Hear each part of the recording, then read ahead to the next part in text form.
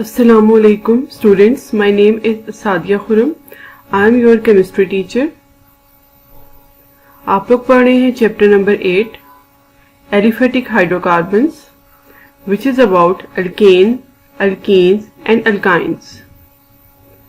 अभी तक आप लोग इस चैप्टर के अंदर alkanes, methods of preparation of alkanes, physical and chemical properties of alkanes and uses of alkanes पढ़ चुके हैं. इसी तरह से आप लोग alkenes, methods of preparation of alkenes and physical and chemical properties of alkenes and uses of alkenes भी पढ़ चुके हैं. The topic which we are going to discuss today is alkynes.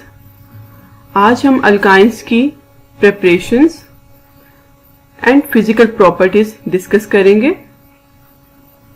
Bye the end of lesson you will be able to describe methods of preparation of alkynes. You can prepare any member of alkyne family. It will also help you to bring out some important conversions. And you can also describe physical properties of alkynes.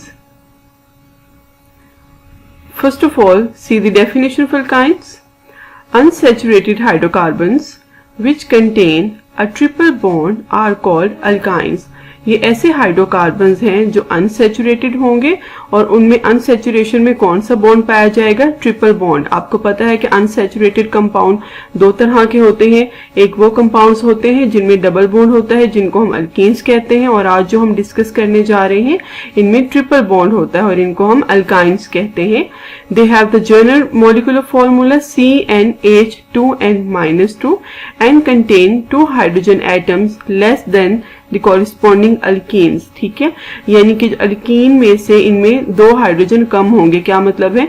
यानी कि अगर हमारे पास ethene था alkyne family में, उसका formula है C2H4, तो ethyne में हमारे पास C2H2 होगा, यानी 2 हाइड्रोजन कॉरिस्पॉन्डिंग अल्कीन से कम होंगे यहाँ पर. The first member of alkyne series has the formula C2H2 and it is known as ethine or acetylene. General methods of preparation of alkynes पे आ जाते हैं. पहला मेथड हम लोग देखेंगे dehydrohalogenation of vicinal dihalides. फिर सेकंड मेथड होगा हमारे पास dehalogenation of tetrahalides and the last one is electrolysis of salt of unsaturated dicarboxylic acid. अब हम इनको वन बाय वन देखते हैं. The first one is dehydrohalogenation of vicinal dihalides. अब ये स्टार्ट करने से पहले आप लोगों को पता होना चाहिए कि व्हाट इज मीन बाय विस्नल डाइहैलाइड्स. कि विस्नल डाइहैलाइड जो टर्म हम यहाँ यूज कर रहे हैं इसका मतलब क्या है? डाइहैलाइड्स mean an organic compound should have 2 halogen atoms in it. ठीक है, नाम से पता लग रहा है कि डाइहैलाइड, इसका मतलब है कि हमारे उस ऑर्गेनिक कंपाउंड के अंदर 2 हैलोजन के एटम होने चाहिए. And vicinal means these 2 halogen atoms should attach with the adjacent carbon atoms. उस मॉलिक्यूल के अंदर जो adjacent कार्बन एटम होंगे, यानी 2 ऐसे कार्बन एटम जो एक ही बॉन्ड से जुड़े हों, उनके साथ ही हैलोजन एटम अटैच होने चाहिए. एग्जाम्पल है हमारे पास, ये देखें इस एग्जाम्पल में आपको नजर आ रहा है कार्बन कार्बन बिल्कुल जो एक बॉन्ड के साथ जुड़े हुए हैं, इनको हम एडजेसेंट कार्बन एटम्स कहते हैं और इनके साथ ही X आपको हैलोजन लगा नजर आ रहा है. तो इस तरह के कंपाउंड्स कहलाते हैं विस्नल डाइहैलाइड्स. अब हम सबसे पहले देखेंगे इसका general reaction. Vicinal dihalides on treatment with a strong base eliminates 2 molecules of hydrogen halide from 2 adjacent carbons to give an alkyne. ठीक है, ये आपके सामने जनरल रिएक्शन है जिसको हम R के साथ, जिसमें हमने अल्काइल ग्रुप्स को R के साथ रिप्रेजेंट किया है और हैलोजेंस को कैपिटल X के साथ रिप्रेजेंट किया है. हमारे पास 1,2 डाइहैलाइड होगा, हम उसका बेस के साथ रिएक्शन करवाएंगे तो 2 मॉलिक्यूल हाइड्रोजन हैलाइड के यहाँ से एलिमिनेट होंगे और बदले में हमारे पास अल्काइन आ जाएगा. अब ये है हमारे पास एग्जाम्पल में आप देखें हमारे पास है जी 1,2 डाइब्रोमो इथेन. इसका हम रिएक्शन करवाएंगे बेस के साथ potassium hydroxide in the presence of alcohol. यहाँ से एक मॉलिक्यूल ऑफ HBr रिलीज हो जाएगा। 80 डिग्री सेंटीग्रेड पे ये वाला रिएक्शन होना है, ठीक है।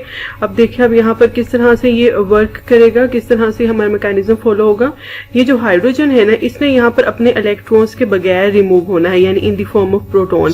ये जो बॉन्ड है कार्बन और हाइड्रोजन के दरम्यान में, ये यहाँ से कार्बन कार्बन के अंदर शिफ्ट हो जाएगा, और जो ब्रोमीन है ये अपने साथ ये इलेक्ट्रॉन सारे के सारे लेके यहाँ से निकलेगा। तो इस तरीकेकार से HBr के एक मॉलिक्यूल यहाँ से रिलीज हो जाएगा और हमारे पास एक नया कंपाउंड आ जाएगा which is known as vinyl bromide, ठीक है। अब अगले स्टेप के अंदर ये विनाइल ब्रोमाइड रिएक्ट करेगा दोबारा से बेस के साथ, और अब सेम प्रोसीजर रिपीट होना है। अल्कोहल की मौजूदगी में टेम्परेचर यहाँ पे जरा सा इंक्रीज कर देना है, थोड़ा हाई टेम्परेचर पे ये काम होगा। अब टेम्परेचर को यहाँ पे इंक्रीज क्यों करना है, उसकी रीजन ये है कि अब हमारे पास यहाँ पर तो हमारे पास कार्बन और कार्बन दोनों sp3 हाइब्रिडाइजेशन में थे, तो यहाँ पर S कैरेक्टर था हमारे पास 25%। अब यहाँ पे ये जो कार्बन है ये दोनों किस में आ गए हैं, sp2 हाइब्रिडाइजेशन में आ गए हैं। तो sp2 हाइब्रिडाइजेशन होने की वजह से यहाँ पर जो S कैरेक्टर है वो 33.3% हो गया है, जिसकी वजह से अब यहाँ पर से हाइड्रोजन की रिमूवल थोड़ी सी मुश्किल हो जाएगी, लिहाजा टेम्परेचर यहाँ पे ज्यादा देना पड़ेगा। सेम प्रोसीजर में जैसे ऊपर HBr रिमूव हुआ है, यहाँ पर भी HBr रिलीज होगा और हमारे पास इथाइन आ जाएगा। क्वेश्चन किस तरह से आ सकता है, एक तो सीधा सीधा क्वेश्चन आ जाएगा कि write down the preparation of ethyne, ठीक है।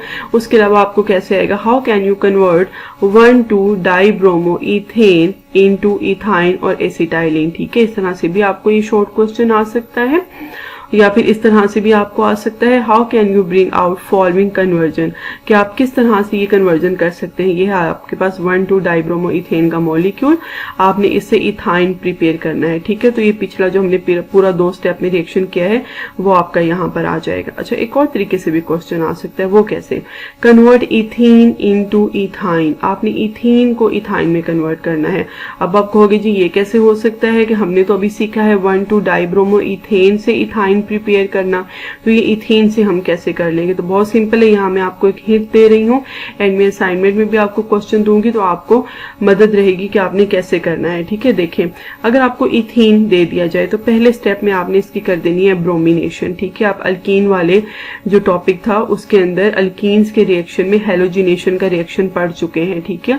ये वही रिएक्शन है, आपने ब्रोमीन ऐड करनी है इथेन के अंदर, तो आपके पास बदले में एक कंपाउंड आ जाएगा डाइब्रोमो इथेन, ठीक है। यही जो ऊपर आपके पास हमने कंपाउंड पीछे सीखा है, ऊपर वाली इक्वेशन में आपको जो नजर आ रहा है 1,2-डाइब्रोमो इथेन, यही मॉलिक्यूल आपके पास आ जाएगा। उसके बाद आप फिर वही ऊपर वाला प्रोसीजर ही फॉलो करेंगे तो आपके पास इथाइन प्रिपेयर हो जाएगा।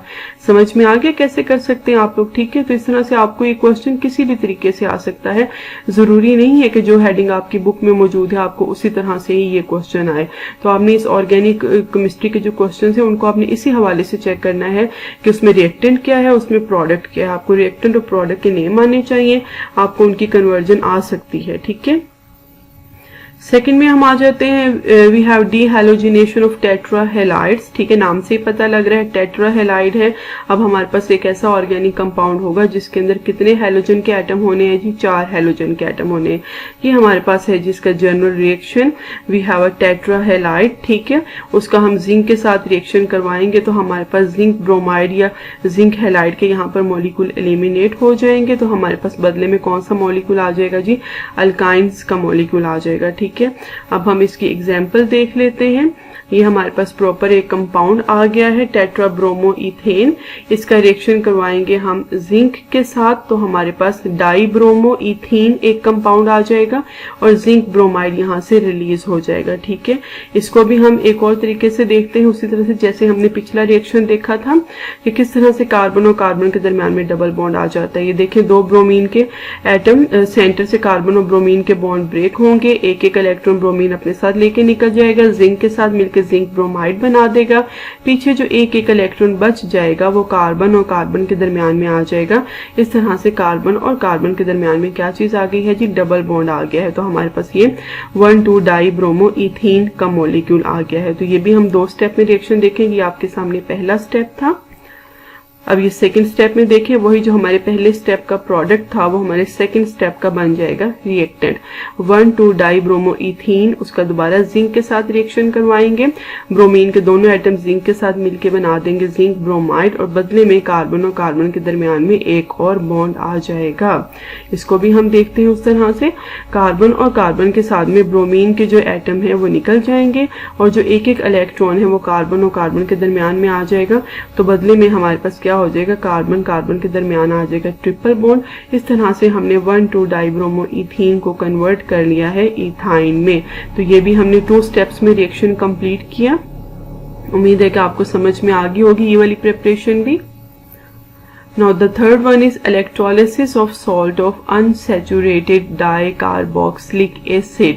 अब यहाँ पे हम एक इलेक्ट्रोलिसिस का प्रोसेस पढ़ने लगे हैं, लेकिन इसको स्टार्ट करने से पहले मैं आपको कुछ एग्जांपल्स ऑफ कार्बोक्सिलिक एसिड बता दूं ताकि आपको पता हो कि ये अनसैचुरेटेड डाइकार्बोक्सिलिक एसिड का क्या मतलब है। तो ये देखिए, पहला आपके सामने फॉर्मूला आया है, दिस इज एसिटिक एसिड आता है। आप सबको ये फॉर्मूला बहुत आसान है, CH3COOH, ठीक है। This is acetic acid.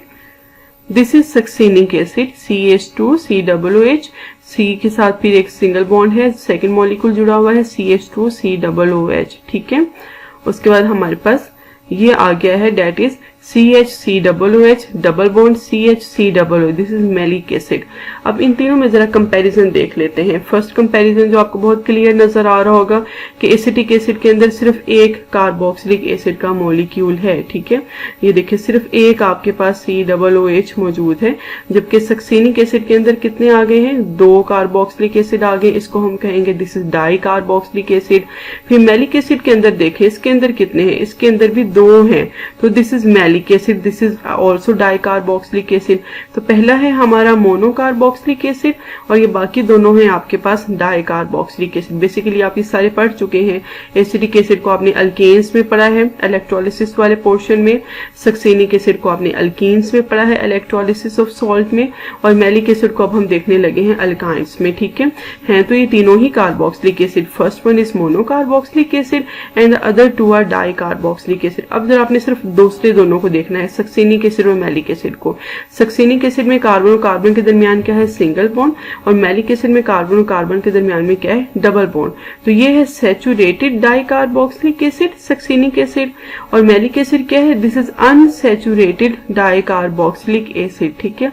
अब यहाँ पर जो हमारा लिंक है वो किसके साथ है, electrolysis of salt of unsaturated dicarboxylic acid. अभी तक हमने सिर्फ ये सॉल्ट नहीं हमने देखा, अभी हमने सिर्फ एसिड देखा है डाइकार्बोक्सिलिक एसिड का। तो यहाँ पर आपको ये पहचान हो गई है ना कि अनसैचुरेटेड डाइकार्बोक्सिलिक एसिड क्या होते हैं। अब हम नेक्स्ट आगे इसका देखते हैं कि इसका सॉल्ट हमने कैसे प्रिपेयर करना है।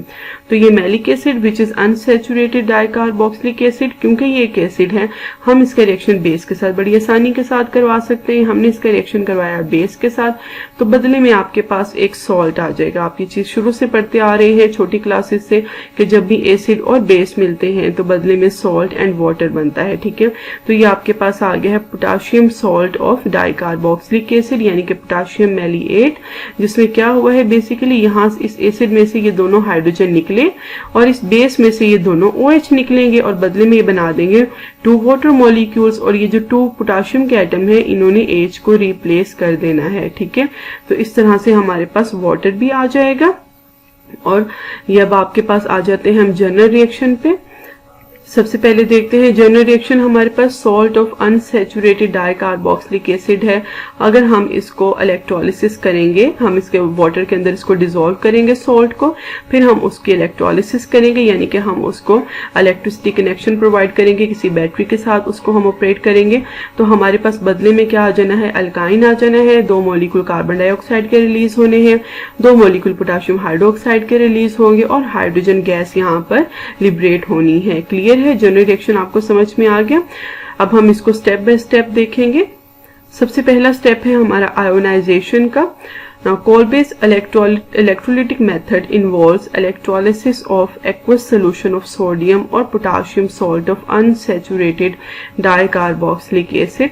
सबसे पहले जो हमारे पास unsaturated dicarboxylic acid का salt आ गया है उसकी हम आयोनाइजेशन करेंगे। आपको पता है कि salt एक आयनिक कंपाउंड होता है, यानी कि उसके अंदर पॉजिटिव पोर्शन भी होता है और नेगेटिव पोर्शन भी होता है।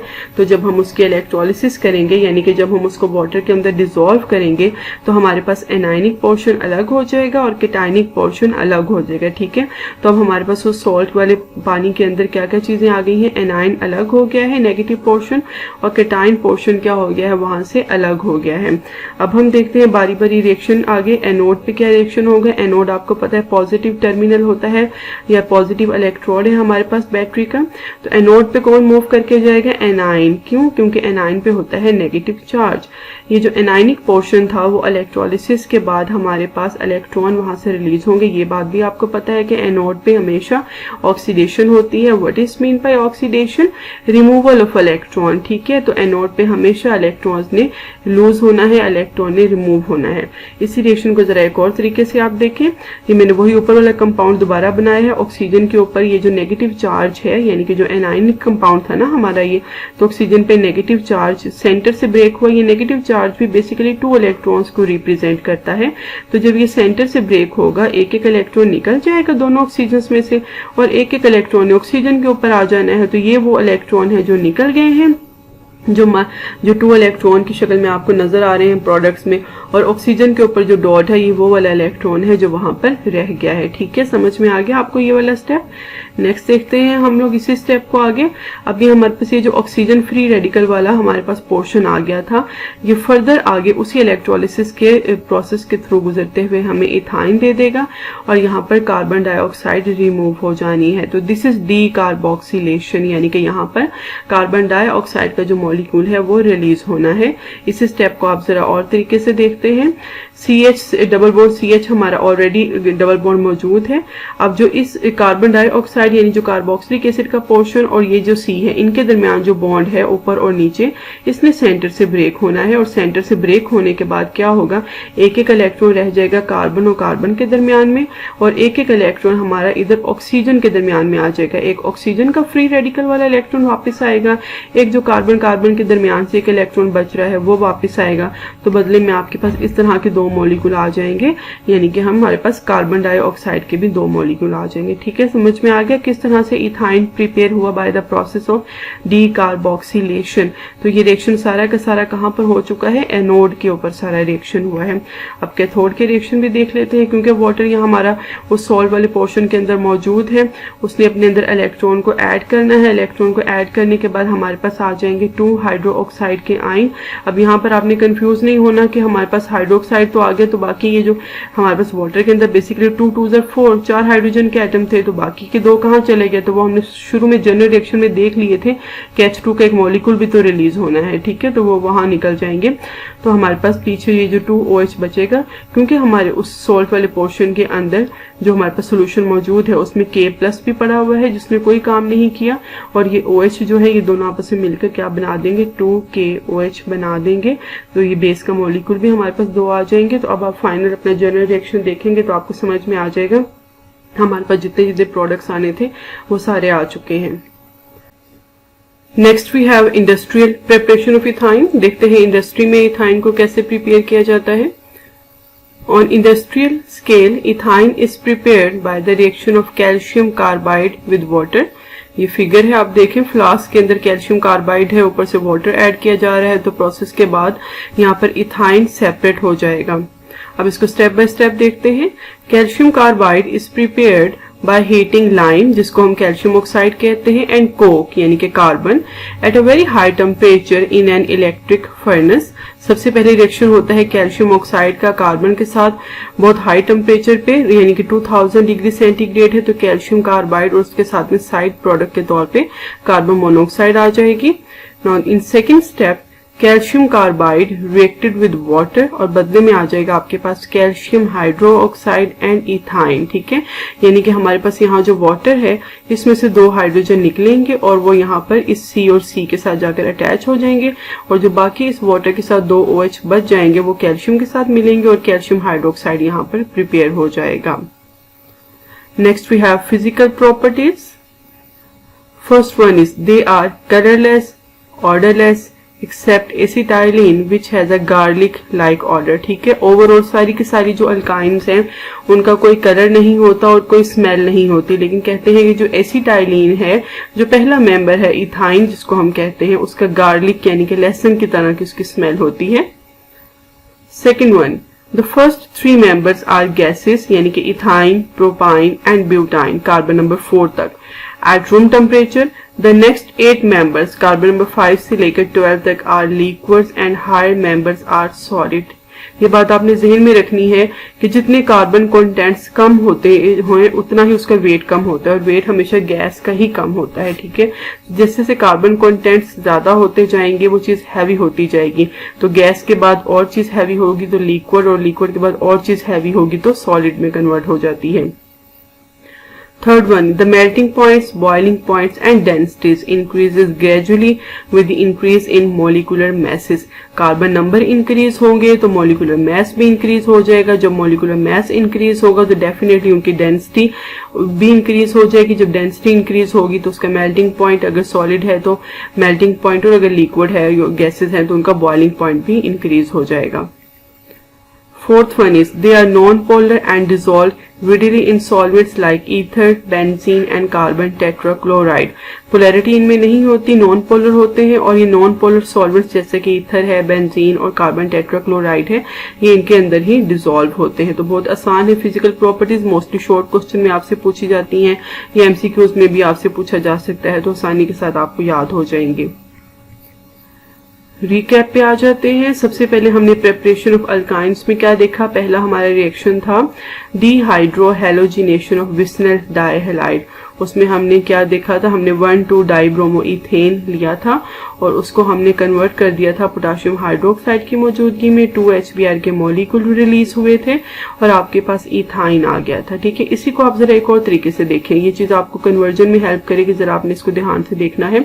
अगर आपके पास कोई सैचुरेटेड हाइड्रोकार्बन है, ठीक है, उस सैचुरेटेड हाइड्रोकार्बन में से आप क्या करें, रिमूवल ऑफ 2 एटम्स कर दें फ्रॉम द एडजेसेंट कार्बन।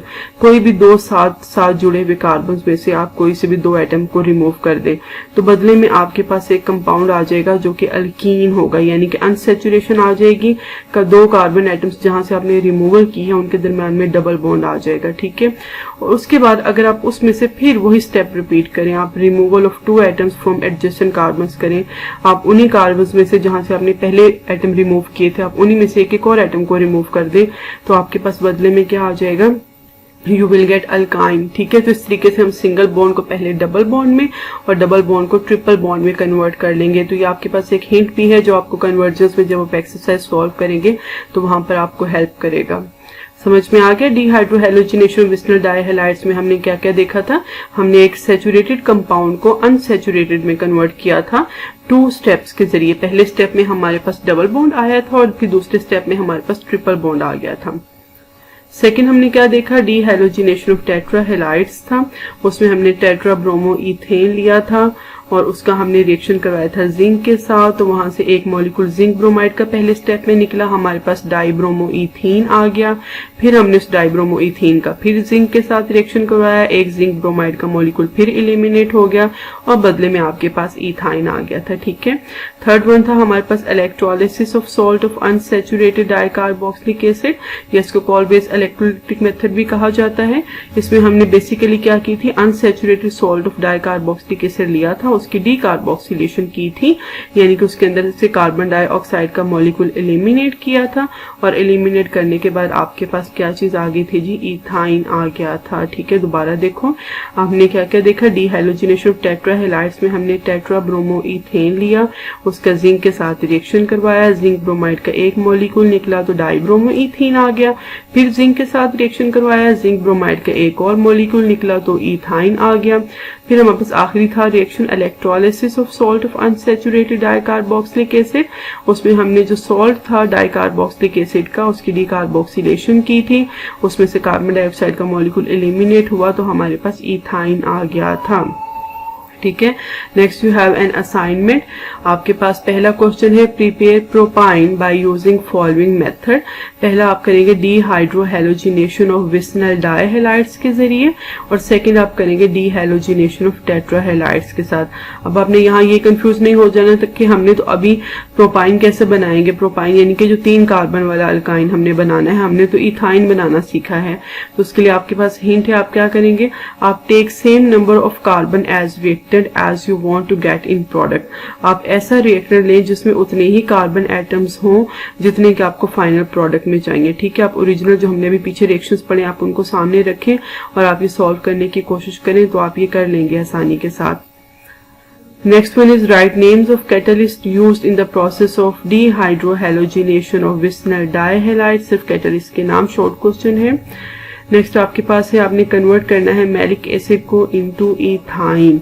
अब आपने जो हमने इलेक्ट्रोलिसिस वाला क्वेश्चन किया ना, लास्ट वाली conversion electrolysis of dicarboxylic acid salt की, आपने उसको सामने रख के इस क्वेश्चन को सॉल्व करना है। तो मैलिक एसिड को आपने इथाइन में कन्वर्ट करना है and the last one you have convert ethene into ethyne. ये हिंट मैं आपको पहले दे चुकी हूँ, बिल्कुल पहले मैंने रिएक्शन जो डीहाइड्रोहेलोजिनेशन ऑफ विसनल डाइहैलाइड था मैंने आपको वहीं पर इसका हिंट दे दिया था। तो आपने इस रिएक्शन को भी सॉल्व करना है। जहां आपको प्रॉब्लम आए आप अपने ग्रुप में अपने रेलिवेंट टीचर के साथ इसको डिस्कस करें और इसको सॉल्व करने की कोशिश करें। ठीक है, that's all about our today's lecture. Thank you.